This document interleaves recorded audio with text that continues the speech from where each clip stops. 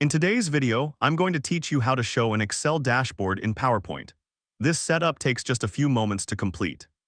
To begin, open your Excel file containing the dashboard you want to display. This will be your source file, so make sure everything is updated and ready to go. Once you have your Excel file open, select the specific range of cells that make up your dashboard. This selection is crucial as it determines what will be visible in your PowerPoint presentation. Next, with your range selected, copy it by pressing Ctrl and C on your keyboard.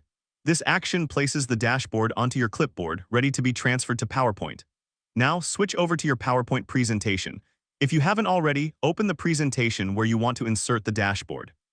From here, navigate to the slide where you want the dashboard to appear. It's important to choose a slide that complements the data you're presenting.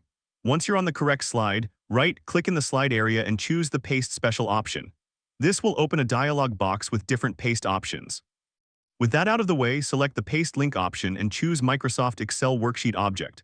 This step is essential because it links the Excel data to your PowerPoint slide, ensuring any updates in Excel are reflected in PowerPoint. After selecting this option, click OK to insert the dashboard onto your slide. Now you can adjust the size and position of the dashboard on your slide. Click and drag the corners of the inserted object to resize it and move it to the desired location on the slide. This customization helps in making your presentation visually appealing and easy to understand. Finally, to ensure everything is working correctly, save your PowerPoint presentation. This step is crucial as it locks in all the changes you've made. Now, whenever you update your Excel dashboard, simply open your PowerPoint presentation and the linked data will automatically refresh.